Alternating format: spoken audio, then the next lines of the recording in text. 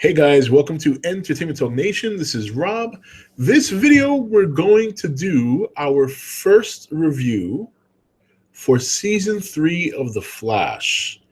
Yes, The Flash has returned. Now, before I get started, as some of you may know, if you did see my video yesterday, you could tell I was coming down with a little something. Well, it hit me like a ton of bricks today. I'm really not feeling very well, but I'm going to try and get to this video as soon as possible without missing most of the details of what happened in tonight's show.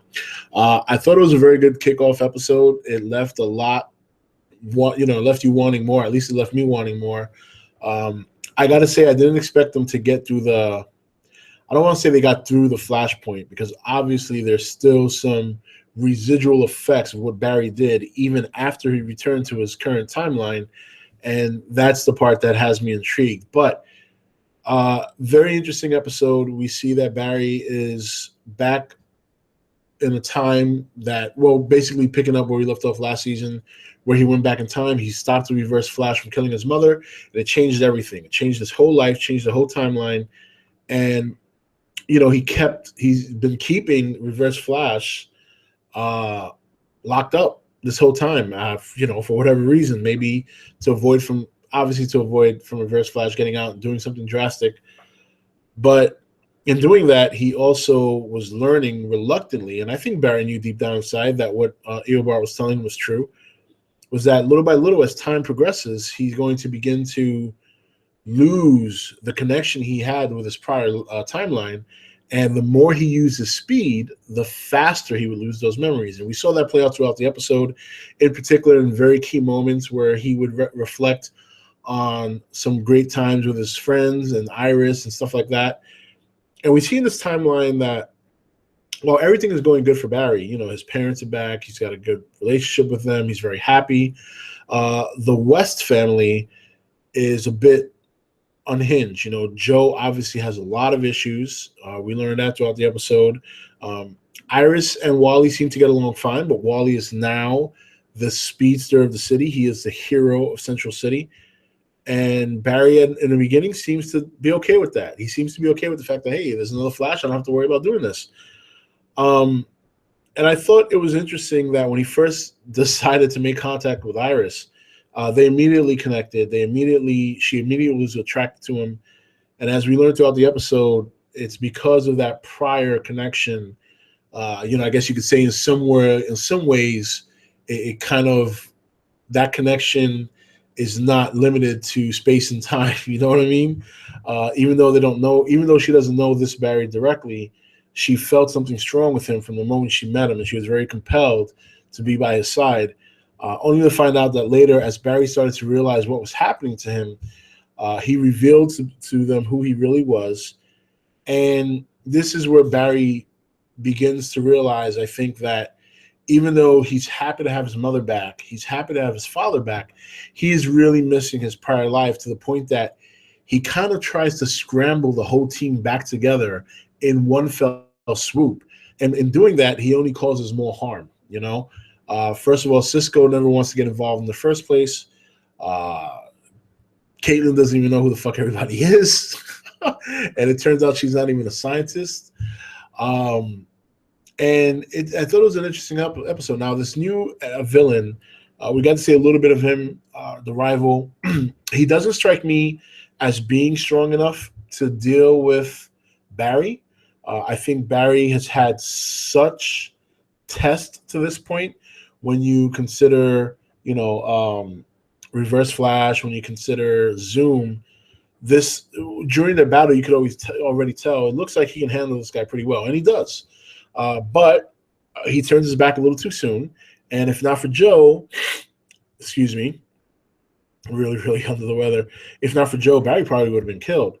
But because of what he was doing, because of his interference and his getting involved and revealing so much, maybe things turned out the way they probably shouldn't have.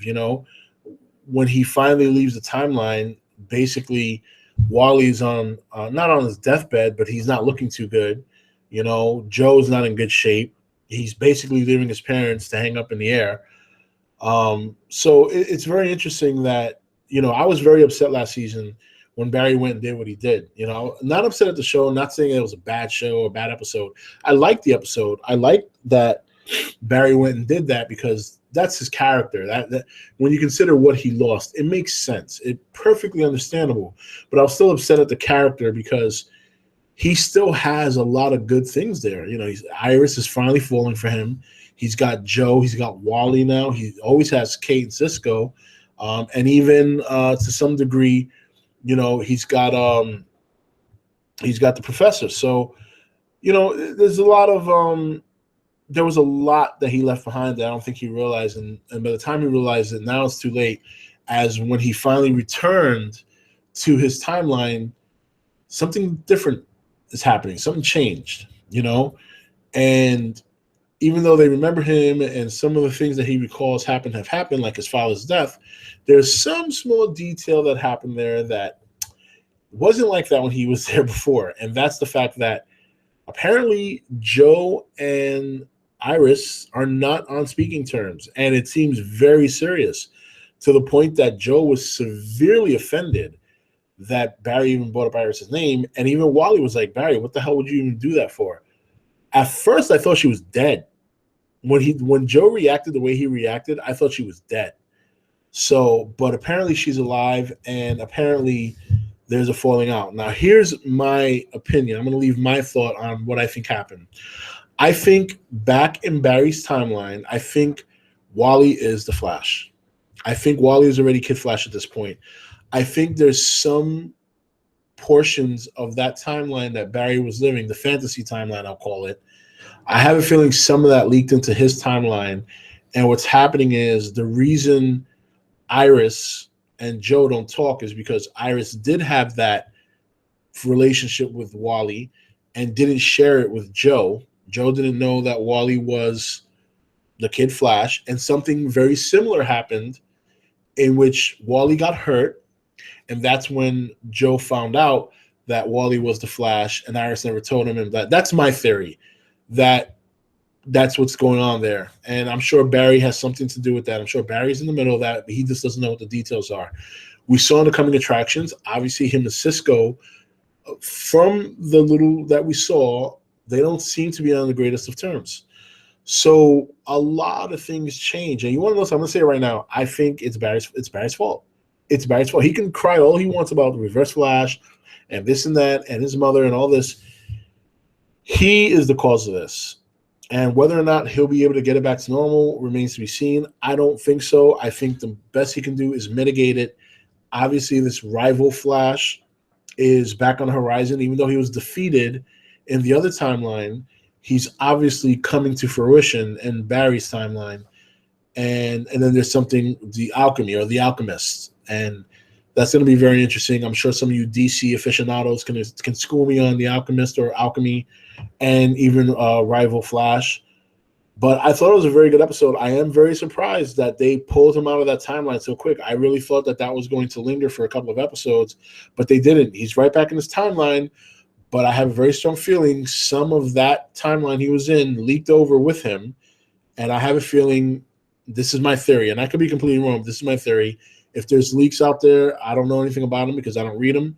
I like to try and be surprised. But I think Wally's already the Flash. I think the fallout between Joe and Iris has to do with Wally.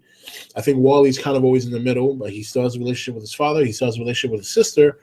But there's a fallout there for some reason. Or it could be that Eddie's back in this picture and Eddie's still dating Iris and there's something going on there because Eobard's still alive. There was always that possibility that Eddie would be back. So maybe that's a possibility. Which is funny because the guy's name was Eddie, and he almost looked like him.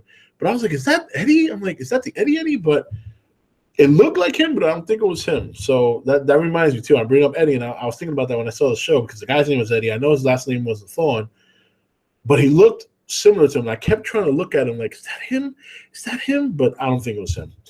I don't think. But it kind of made me question it, too, because Barry kind of gave him a funny look as well. So maybe that was him. But then when they show him at the end of the show and I took a closer look, I'm like, I don't think that's not him. So I don't know. Maybe I'm wrong. Maybe I'm sick. My eyes are watery and maybe it was blurry or something. I didn't see it. So confirm with me, is that Eddie Thawne, like Eddie from the first season who died, or is that a different Eddie? I'm thinking it's a different Eddie because the last name's different, and while the look is similar, it doesn't really look exactly like him. So kind of threw me for a loop there. Either way, I thought it was a great first episode. It's really got me intrigued as to what's going to happen going forward. I want to know if some of my theory, at least some of it, is correct. I think the portion that might be correct is part of the past leak, part of that fantasy leaking over into his current timeline. But whether or not Wally is the Flash, or whether or not the other theory I have about Wally being the Flash and the fallout between Iris and Joe, I don't know if that's necessarily true, but obviously something happened, and I'm dying to know what it is. I'm dying to know what it is. But anyway, guys, that's it for this review. I want to hear your thoughts in the comments. What did you think about the first episode? What are your theories as to what's going on in his current timeline?